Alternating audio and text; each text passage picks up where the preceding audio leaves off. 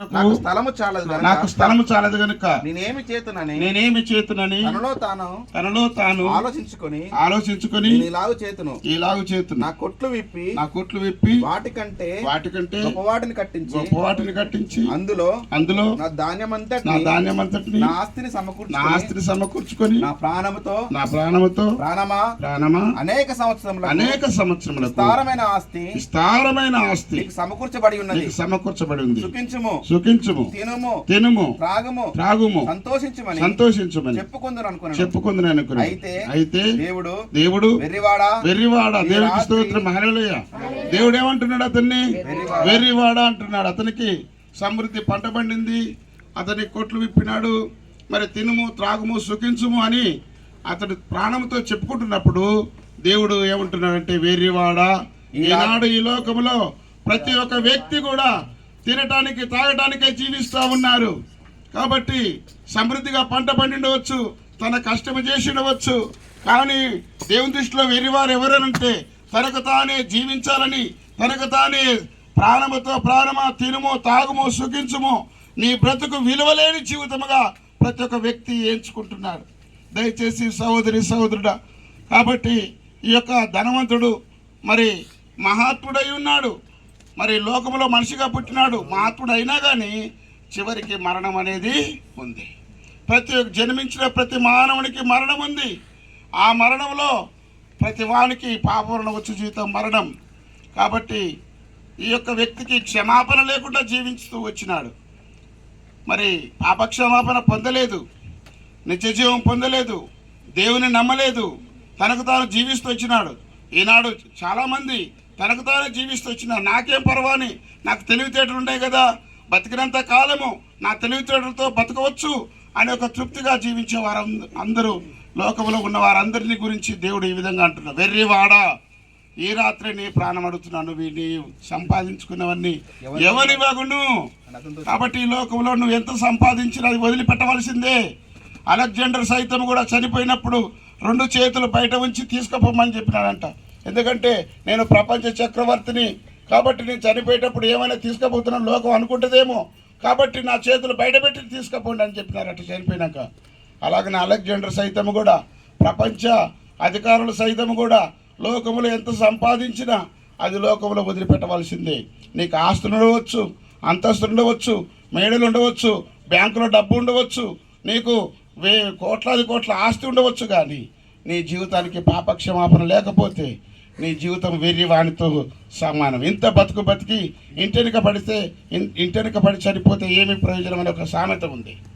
మనిషి తెలివితేటలతో బతికి మరి దేవుని యొక్క జ్ఞానము పొంది లోకములు అనేకులకు మరి మాదిరికరంగా జీవించి మరి ఎంతో కష్టపడి జీవించినా కానీ అతడు పాపక్షమాపణ పొందకుండా మరణించడం ద్వారా అతని జీవితం వెర్రి వానితో సమానమని దేవుని యొక్క వాక్యం సెలవిస్తుంది. నా జీవితంలో నేను యేసుప్రభువుని నమ్ముకోవడానికి కారణం ఇదే. ఏంటంటే నేను గతంలో ఎంతో భక్తిపరుడును, అయినా నేను చనిపోతే నా ఆత్మ ఎక్కడికి వెళ్తుంది, నా చేసిన పాపాలకు ఎవరు క్షమిస్తారు అని నేను రజతో జీవిస్తున్న కాలంలో మరి ఒక వ్యక్తి నాకు బైబిల్ తెచ్చిస్తే, బైబిల్లో ఈ విధంగా రాయబడింది.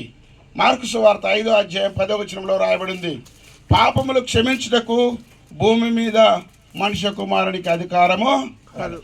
కాబట్టి యేసుక్రీస్తు నీ పాపములు నా పాపములు భూమి మీద ఉన్న మనుషులందరి పాపములు క్షమించే అధికారము గలవాడని యేసు ప్రభు స్పష్టంగా శాస్త్రులకు పరిచయులకు తెలియజేస్తూ వచ్చినారు. సహోదరుడా, నీ జీవితంలో నీ పాపములకు క్షమాపణ పొందకుండా నీవు జీవించి చనిపోయినట్లయితే నువ్వు వెర్రివానివే అని ఈ రాత్రికాల సమయంలో ప్రభు నీతో నాతో అందరితో మైకు ద్వారా విన్న వారందరితో మాట్లాడుతున్నాడు. నీవు క్షమాపణ లేకుండా, నీ జీవితానికి రక్షణ లేకుండా, నీ జీవితానికి మోక్షం లేకుండా, నీ జీవితానికి ధన్యత లేకుండా, నీ జీవితానికి దేవుడు లేకుండా నువ్వు జీవించినట్లయితే నువ్వు చనిపోయే సమయంలో వెర్రివాని వలె చనిపోతావని ప్రభు మాట్లాడుతున్నాడు. దేవుని యొక్క వాక్యములు ఈ విధంగా రాయబడింది. దయచేసి చూడండి, అపోస్తుల కార్యము 10వ అధ్యాయము 42వ వచనంలో ఈ విధంగా రాయబడింది. దయచేసి చదవండి ఎవరైనా. ఇదిగాక దేవుడు సజీవులకును మృతులకును న్యాయాధిపతిగా నియమించిన వాడు ఈయనే అని ప్రజలకు ప్రకటించి దృఢ సాక్ష్యం ఇవ్వవలనని మాకు ఆజ్ఞాపించెను. ఆయన యందు విశ్వాసముంచు వాడెవడో, గమనించండి, ఆయన ఏందంటే యేసు ప్రభు యందు విశ్వాసముంచు వాడెవడో వాడు ఆయన నామ మూలముగా అంటే యేసుక్రీస్తు నామ మూలముగా పాపక్షమాపణ పొందునని ప్రవక్తలందరూ ఆయనను గూర్చి సాక్ష్యమిచ్చుచున్నారు. దేవునికి స్తోత్రం. హల్లెలూయా. యేసుక్రీస్తుని గురించి భూమి మీద ఉన్న ప్రవక్తలందరూ సాక్ష్యమిచ్చుతుండగా నువ్వు ఇంకా యేసు ప్రభు నమ్మకుండా యేసు ప్రభుకు దూరంగా జీవించినట్లయితే నీవు ఈ లోకంలో వేరే వాని వలె చనిపోతావు. కాబట్టి నీ జీవితానికి విలువలేని జీవితము, నీకు ఆస్తి అంతస్తులు ఎన్ని ఉన్నా సరే, పాపక్షమాపణ లేకుండా చనిపోతే, నీకు మోక్షం లేకుండా చనిపోతే, నీ జీవితానికి ధన్యత లేకుండా చనిపోయినట్లయితే, వెర్రివాడా నువ్వు సంపాదించినవన్నీ ఎవనివగును అని దేవుని యొక్క వాక్యం సెలవిస్తుంది.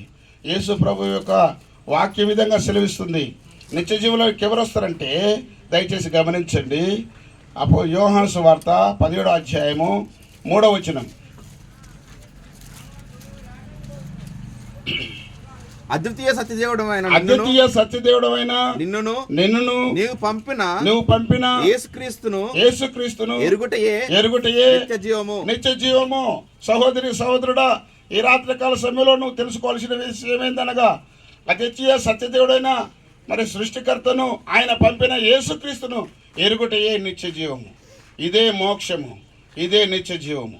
ఆ యేసు ప్రభు ఎందుకు నిత్య జీవం నీకు ఇస్తాడంటే, దేవుని యొక్క వాక్యం ఈ విధంగా రాయబడింది. కొరింథీయులకు రాసిన పత్రిక 15వ అధ్యాయము 4వ వచనంలో రాయబడింది. దయచేసి లేఖనాల ప్రకారంగా మన పాపముల నిమిత్తము ఆయన మరణించినాడు, మృతి పొందినాడు. లేఖనాల ప్రకారంగా సమాధి చేయబడి తిరిగి లేచినాడు కనుక ఆయన సజీవుడైన దేవుడు కనుక ఆయన నీ పాపముల నిమిత్తము ఆయన సిలువబడ్డాడు. భూమికి ఆకాశం మధ్యలో యేసు ప్రభు నీ పాపల నిమిత్తము సిలువబడ్డాడు. నీ పాపాలు క్షమించడానికే సిలువబడ్డాడు. యేసు రక్తము ప్రతి పాపం నుండి మనల్ని పవిత్రునిగా చేస్తుంది. కనుక నిన్ను క్షమించేది యేసుక్రీస్తు రక్తమే. యేసు ప్రభు నామములో, ఆయన నామమునందు విశ్వాసం ఉంచిన వారందరికీ పాపక్షమాపణ. నీ జీవితంలో పాపక్షమాపణ పొందకుండా, యేసుక్రీస్తును నమ్మకుండా నువ్వు ఎంతకాలము జీవించినా నువ్వు వెర్రివాని వలె ఈ రాత్రి మరి దేవుని వాక్యం సెలవిస్తుంది. వెర్రివానివని దేవుని వాక్యం సెలవిస్తుంది. సహోదరుడా, వెర్రివాని వలె ఎందుకు జీవించాలి? దయచేసి సహోదరుడు ప్రశ్న వేసుకోండి. మనం వెర్రివారి వలె ఎందుకు ఉండాలి దేవుని దృష్టిలో? మనం దేవుని దృష్టిలో ధన్యులం కావాలి. ప్రభువు వాగ్దానం ఇచ్చాడు, ప్రయాసపడి భారం మోసుకుంటున్న వారులరా నా దగ్గరకు రండి, నేను మీకు విశ్రాంతిని ఇస్తాను. మీరు వెర్రివారు కాదు, నేను మిమ్మల్ని ధన్యులుగా చేస్తాను, నా రాజ్యం మీకు ఇస్తానని ప్రభు వాగ్దానం చేశాడు. దయచేసి యేసు ప్రభు యోహాను సువార్త 14వ అధ్యాయంలో 1వ వచనంలో, నా తండ్రి ఇంటి అనేక నివాసములు కలవు, లేనడల మీతో చెప్తాను, నేనుండే స్థలంలో మీరు ఉండేలాగిన మరలా వచ్చి మిమ్మల్ని తీసుకుని వెళ్తాను, నా యందు విశ్వాసం ఉంచుడి, మీరు కలవరపడకుండా చూసుకునుడి అని యేసు ప్రభు వాగ్దానం ఇచ్చాడు. ప్రభు యందు నువ్వు విశ్వాసం ఉంచితే నువ్వు కలవరపడకుండా లోకంలో డబ్బు విషయములు కానీ, ధన విషయములు కానీ, ఆస్తి అంతస్తుల గురించి కానీ, కులమత భేద తత్వాల గురించి కానీ, లోకం యొక్క ఏ విషయంలో కూడా నువ్వు కలవరపడకుండా ప్రభు యందు విశ్వాసం ఇస్తే నీకు పరలోక రాజ్యంలో స్థలం సిద్ధపరచబడుతుంది. ప్రభు ఆయన రాజ్యానికి నేను తీసుకెళ్తాడు. దయచేసి యేసు ప్రభు నాకు అవసరం లేదు అని నువ్వు అనుకుంటున్నావేమో, రేపు యేసు ప్రభే నీకు తీర్పు చేసే దేవుడు. యేసు ప్రభే నీకు తీర్పు చేసేది. నీ మరణం యొక్క తాళంశేలు యేసు ప్రభు చేతిలో ఉన్నాయి. ప్రకటన కింద 1వ అధ్యాయం 18వ వచనం. కాబట్టి సహోదరుడా, నీ మరణం యొక్క తాళంశేలు, నువ్వు చనిపోవాలన్నా, నువ్వు జీవించాలన్నా, నీకు తీర్పు చేయాలన్నా, నువ్వు నరకానికి వెళ్ళన్నా, నువ్వు మోక్షానికి వెళ్ళాలన్నా యేసు ప్రభే తీర్పు చేసే దేవుడని దేవుని యొక్క వాక్యం రాయబడింది. కొరింథీయులకు రాసిన పత్రిక 5వ అధ్యాయము 10వ వచనంలో రాయబడింది, ప్రతి మానవుడు తన శరీరముతో చేసిన పాపక్రియలను బట్టి, మంచివే కానీ చెడ్డవే కానీ, క్రీస్తు న్యాయపీఠం మీదకు అతడు తేబడతాడని వ్రాయబడింది. సహోదరుడా, నువ్వెవరివైనా సరే యేసుక్రీస్తును నమ్మకపోయినట్లయితే నువ్వు వెర్రివాని వలె జీవిస్తున్నామని దేవుని వాక్యం సెలవిస్తుంది. నువ్వు యేసు ప్రభువును నమ్మకుండా నువ్వు జీవిస్తే నువ్వు వెర్రివానివి. సహోదరుడా, మరి నువ్వు వెర్రివాని వలె జీవించకూడదని ప్రభు ప్రేమతో నిన్ను ప్రేమిస్తున్నాడు. సహోదరుడా, నీవు నా యందు విశ్వాసం ఉంచుము, నీ కొరకు నేను చనిపోయినానని ప్రభు వాగ్దానం ఇస్తున్నాడు. దయచేసి ఈ సమయంలో, ఈ రాత్రి కాల సమయంలో ఈ యొక్క సువార్త కూటము ద్వారా దేవుడు మన అందరితో మాట్లాడుతున్నాడు. కాబట్టి ఆ యొక్క ధనవంతుడు తన ధనాన్ని బట్టి మురుస్తున్నాడు, తన ధనాన్ని బట్టి తినుము తాగుమని అనుకుంటున్నాడు. కానీ తన ఆత్మ రక్షణ గురించి ఒక్కనాడు కూడా ఆలోచించిన వాడు కాదు. దేవుని యొక్క సన్నిధిలో తీర్పు ఉంటుంది, పాపముల ద్వారా నరకానికి వెళ్ళవలసి ఉంది, మరి దేవుని యొక్క రక్షణ పడితే మోక్షానికి ఉంటుందని ఎన్నడూ కూడా గ్రహించిన వాడు కాదు, చెప్తే విన్నవాడు కూడా కాదు. దయచేసి మనం గమనించిన ఇప్పటికైనా ఈ రోజులలో మనం ఎంతో ధన్యులము. ఇటు యొక్క సువార్త మనకు వినబడుతుంది. అయితే మనం మారమనసు పొందితే ధన్యులమని దేవుని యొక్క వాక్యం సెలవిస్తుంది. ఆ యేసు ప్రభు మానవుడి యొక్క పాపల నిమిత్తము లేఖనాల ప్రకారంగా సిలువబడ్డాడు, ఆయన సమాధి చేయబడ్డాడు, ఆయన తిరిగి లేచినాడు, అందరు చూసినాక పరలోకానికి ఆరోహణమైనాడు. దేవునికి స్తోత్రం, హల్లెలూయా. దయచేసి చెప్పండి హల్లెలూయా. ఆయన పరలోకానికి ఆరోహణమైనాడు. ఎంత చెప్పినా నువ్వు వినవనుకో. దయచేసి సహోదరి సహోదరుడా, ఈ రాత్రి కాల సమయంలో దేవుని వాక్యం మనం చదువుదాము. ఎంత చెప్పినా వినకపోతే రొమ్ము కొట్టుకునే రోజులు వస్తాయి. యేసు ప్రభు మేఘారుడై, ఆకాశ మేఘారుడై వస్తున్నాడు. వచ్చినప్పుడు నమ్మని వారందరూ రొమ్ము కొట్టుకుంటారు. ప్రకటన గ్రంథం 1వ అధ్యాయము 7వ వచనం, 1వ అధ్యాయం 7వ వచనం. ఇదిగో ఇదిగో ఆయన మేఘారుడై వచ్చున్నాడు, ఆయన మేఘారుడై వచ్చున్నాడు. ప్రతి నేత్రం ఆయనను చూచును, ప్రతి నేత్రం ఆయనను చూచును. ఆయనను పొడిచిన వారును చూచెదరు, ఆయనను పొడిచిన వారును చూసుదురు. భూజనులందరూ ఆయనను చూచి రొమ్ము కొట్టుకుందురు, ఆయనను చూసి రొమ్ము కొట్టుకుందురు. అవును ఆమెన్, అవును ఆమెన్. చూసినారా ఎంత స్పష్టంగా అవును ఆమెన్ అనంటే ఇది జరుగుతుంది అని దేవుని యొక్క వాక్యం స్పష్టంగా చెప్పబడుతుంది. ఆయన భూజనులందరూ ఆయనను చూస్తారు, ఆయన నమ్మిన వారందరూ పోగు చేయబడతారు. మరి మత్తయి సువార్త 24వ అధ్యాయము 30వ వచనంలో రాయబడింది, ఆయన నమ్మిన వారందరూ ఆయన రాజ్యానికి చేరుతారు. ఆయన నమ్మని వారందరే, ఆయనకు దూరంగా ఉన్న వారందరే రొమ్ము కొట్టుకుంటారని రాయబడింది. మత్తయి సువార్త 24వ అధ్యాయం 30వ వచనము. అప్పుడు మనుష్య కుమారుని సూచన ఆకాశమందు కనబడును.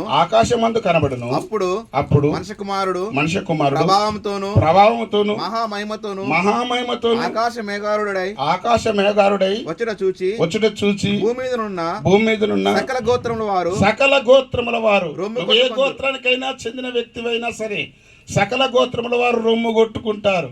యేసుక్రీస్తును నమ్మకపోతే సకల గోత్రముల వారు రొమ్ము కొట్టుకుంటారు. సహోదరి సహోదరుడా, అంత దౌర్భాగ్యమైన స్థితి నీకెందుకు?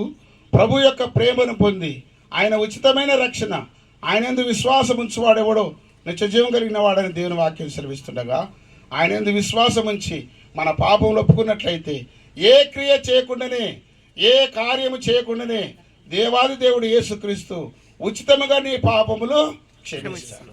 ఆయనే ఉచితముగానే దేవుని వరముగా నీకు అనుగ్రహిస్తాడు.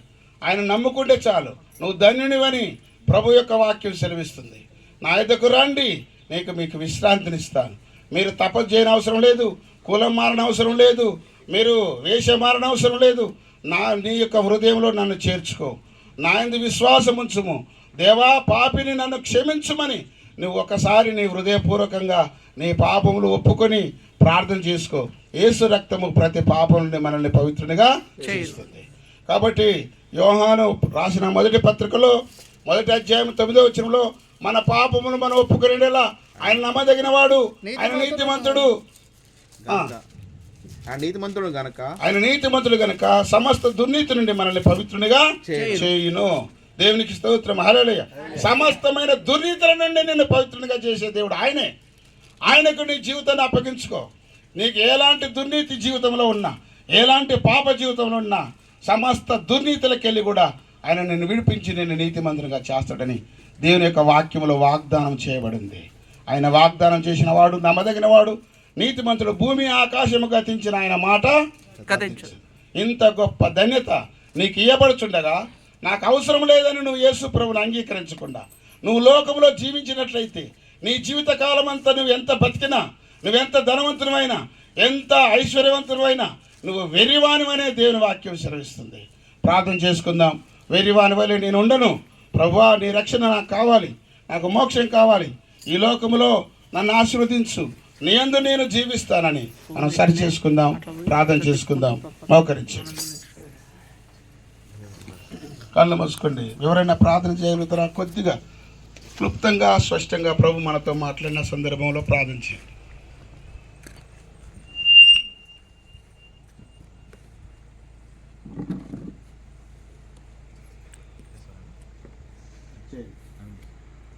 స్తోత్రము పరిశుద్ధుడా, నీకు వందనాలు, స్తోత్రాలు చెల్లించుకున్నాం ప్రభా. అయ్యా ప్రభా, రాత్రికాల ప్రభావ మేము విన్న వాక్యాన్ని బట్టి నీకు వందనాలు, స్తోత్రాలు చెల్లించుకుంటున్నాం. అయ్యా మారు మనసు లేదు మా జీవితాలనే ప్రభావ, మీ యొక్క నైనా ప్రభావ మారు మనసు పొందుకున్న భాగ్యం దయచేయండి. అయ్యా ఈ లోకంలోనే ప్రభావ మేము వచ్చినప్పుడు ఏమి తీసుకురాలేదు, కానీ నేను ప్రభావ పోయేటప్పుడు కూడా ఏమి తీసుకువెళ్ళలేము నాయన. ఆయన ఒట్టి చేతులతో వచ్చాము, ఒట్టి చేతులతోనే వెళ్తాము నాయన, నీకు వందనాలు. ఇక్కడ జీవించినంత కాలం నైనా ఇది నాదని అది నాదని ప్రభావ మేము నైనా ప్రభావ సమకూర్చుకుంటున్నాం నాయన, నీకు వందనాలు. నిత్య జీవం కోసం నైనా ప్రభావ మర్చిపోయిందైనా ఈ లోక నైనా ప్రభావ క్షణకాల జీవితం కోసం ఆరాటపడుతున్నాం నాయన, నీకు వందనాలు. అలాంటి ఆరాటమైన జీవితంలో క్షణకాలమైన ఆనందం కోసం మేము నైనా ప్రభావ ప్రాకులాడుచున్నాం నాయన, నీకు వందనాలు. అలాంటి జీవితాన్ని మన ప్రభావ మార్చండి. మార్చిన ప్రభావ మీ యొక్క సజీవమైన ప్రభావ మీ పరలోక రాజ్యంలో మేము స్థిరపడినట్లు, అక్కడ మాకు స్థానం దొరుకున్నట్లు నైనా ప్రభావ ఈ లోకంలో మేము రక్షణ పొందే భాగ్యం దయచేయండి. మీ ఉచితమైన రక్షణ మేము పొందుకునే భాగ్యం దయచేయండి ప్రభావ, నీకు వందనాలు. విన్న ప్రతి ఒక్క హృదయంలోనైనా ఈ వాక్యం ఫలించే భాగ్యం దయచేయండి. ప్రతి హృదయంలోనైనా ప్రభావ ఫలించి అభివృద్ధి పొందే భాగ్యం దయచేయండి. ప్రతి మనసునైనా ప్రభావ ప్రతి ఒక్క వ్యక్తినైనా ప్రభావ మారు మనసు పొందుటకు సహాయం దయచేయమని యేసుక్రీస్తు నామమున ప్రార్థిస్తున్నాం తండ్రి, ఆమేన్.